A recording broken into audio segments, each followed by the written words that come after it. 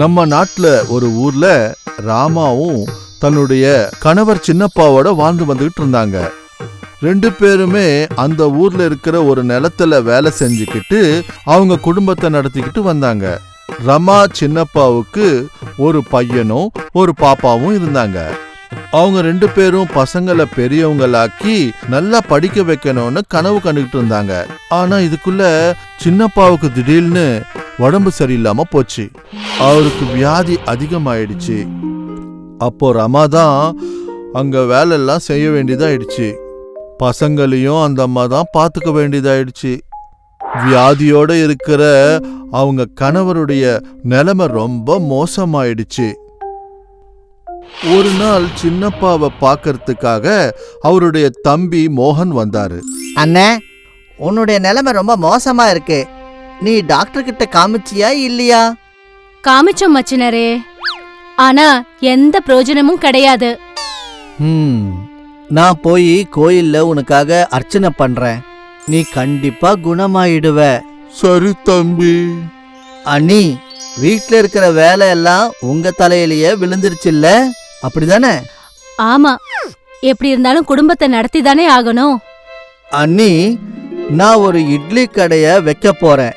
நீங்க அங்க இட்லி போடுறதுக்கு வரீங்களா? அதனால உங்களுக்கு நிறைய பணம் கிடைக்கும். அதோட சேர்த்து உங்களுக்கு பணம் பற்றாக்குறையும் தீரும். எனக்கு அதுல எவ்வளவு லாபம் வந்தாலும் அதுல நாம ரெண்டு பேரும் பகிர்ந்துக்கலாம். அப்படியே செய்யலாம் மச்சினரே. மறுநாள் ரமா மோகன் வச்ச இட்லி கடையிலே இட்லி போடுறத ஆரம்பிச்சாங்க. ஊர்ல இருக்கிறவங்களுக்கு எல்லாருக்கும் ரமா போட்ட இட்லிய ரொம்ப பிடிச்சிருந்தது. கொஞ்ச நாள்லயே ரமா போட்ட இட்லி ரொம்ப ஃபேமஸ் ஆயிடுச்சு. கடைக்கு டெய்லி சாப்பிட்றதுக்கு ஆட்கள் வந்துகிட்டே இருந்தாங்க. ரமாவும் மோகனும் ரொம்ப சந்தோஷப்பட்டாங்க. ஏன்னா ரெண்டு பேருக்கும் லாபம் பெருகிக்கிட்டே போச்சு. வந்த லாபத்தை வச்சு ரமா சின்னப்பாவுக்கு நல்ல வைத்தியம் செஞ்சாங்க.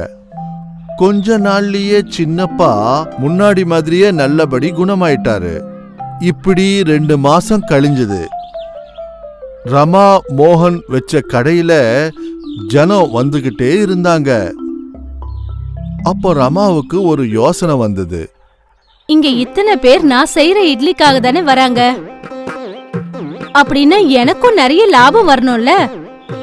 மோகன் பொருட்களை மட்டும்தான் வாங்கிட்டு வந்து தரான்.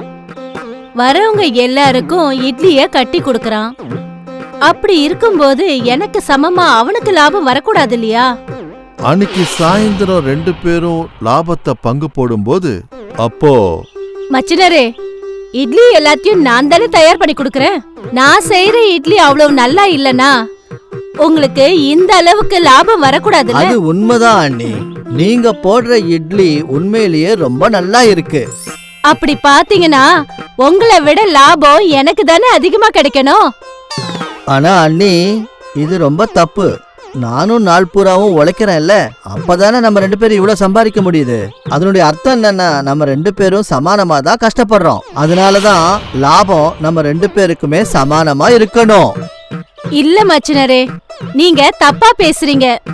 அது உண்மையா இருந்தா நாளையில இருந்து வேற ஒருத்தவங்கள இட்லி போடுறதுக்கு தேடிக்கோங்க. ரமா மோகனோட சண்டை போட்டுக்கிட்டு தன்னுடைய வீட்டுக்கு போயிட்டா.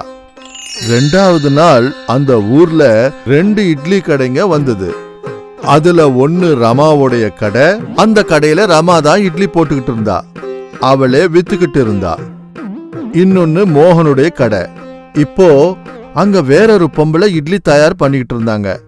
ரமா வச்ச புது கடைய பார்த்து மக்கள் எல்லாருமே அந்த கடைக்கு போக ஆரம்பிச்சாங்க. ஆனா ரமா ஒண்டியா இருந்ததுனால அத்தனை பேரை அவளால சமாளிக்க முடியல. கடைசியில அவ சோர்ந்து போயிட்டா. ஊர்ல இருக்கிறவங்க எல்லாம் மோகன் கடைக்கே போயிட்டாங்க. ஏன்னா மோகன் எப்பவும் போலவே வர்றவங்களுக்கெல்லாம் அழகா இட்லி வச்சு கொடுத்துக்கிட்டு இருந்தான். இப்படியே சில நாட்கள் கழிஞ்சு போச்சு.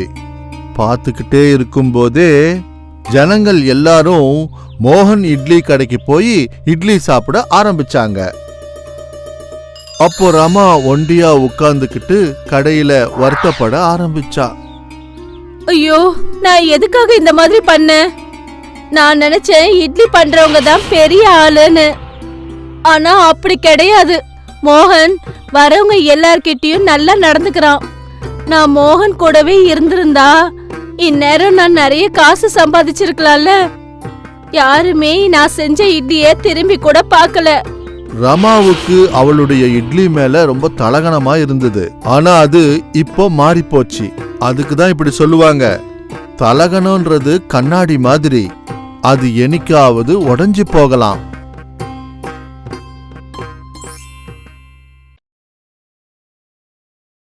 ஹாய், நான் தான் ஷைனி. என்ன இந்த மாதிரி நீங்க பார்க்கணும்னா இந்த வீடியோவை கண்டிப்பா ஷேர் பண்ணுங்க. அப்புறம் இந்த சேனலையும் சப்ஸ்கிரைப் பண்ண மறந்துடாதீங்க.